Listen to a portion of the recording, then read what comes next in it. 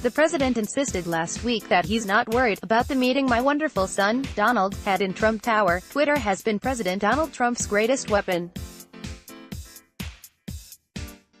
With a single tweet, he can single-handedly control the national conversation. 1 minute we are talking about a trade war with China and the next we are talking about LeBron James. This past week alone, the president's tweets drove entire news cycles about congressional elections, tariffs, the NFL and Space Force. But there was one tweet that could very well go down in history. Last Sunday morning, in response to a Washington Post report, the president tweeted, "Fake news reporting, a complete fabrication, that I am concerned about the meeting my wonderful son, Donald, had in Trump Tower. This was a meeting to get information on an opponent, totally legal and done all the time in politics, and it went nowhere.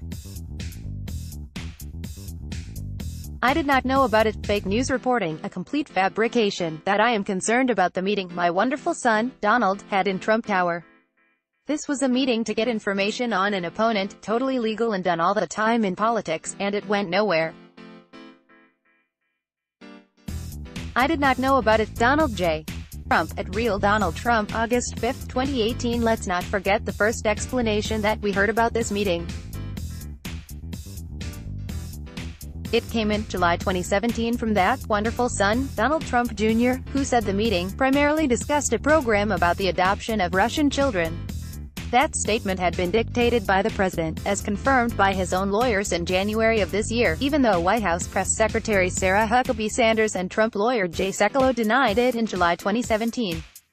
Trump's tweet last Sunday confirming that the meeting was, in fact, about getting dirt on Hillary Clinton re-raises two enormous questions to which we still do not have answers. 1. Why did the president dictate a blatantly false statement to his son for the purpose of misleading the American people about the subject of the Trump Tower meeting? 2. Why did White House officials deny the president's involvement in the crafting of that statement?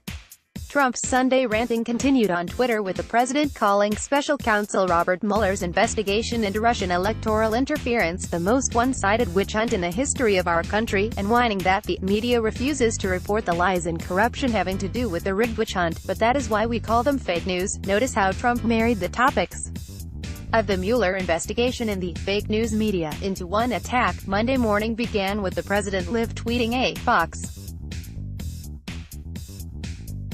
Imagine if Chelsea Clinton had taken a meeting with an emissary from a hostile foreign regime for the purpose of getting dirt on Donald Trump during the campaign.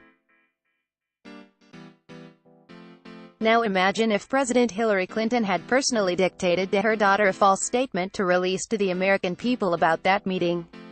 How do you think Donald Trump, the Republican Party, Fox News and Congress would have reacted to that sequence of events? As a former Republican who once worked for the primary investigative committee in Congress, I can tell you definitively that Republicans would have immediately launched impeachment proceedings. Trump's relentless attacks against the special counsel's investigation have reached new levels of both nastiness and frequency. They also have become his greatest vulnerability. You can operate only so long without a filter or any regard for consequences before you make a mistake. The president's tweet acknowledging the real purpose of the Trump Tower meeting could finally be his undoing. When I worked at the House Oversight Committee, we were fond of saying that it's not the crime, it's the cover-up that gets people. If that is to be the case with Donald Trump, I say keep on tweeting. Keep digging that hole deeper and deeper. After all, every word you say can and will be used against you.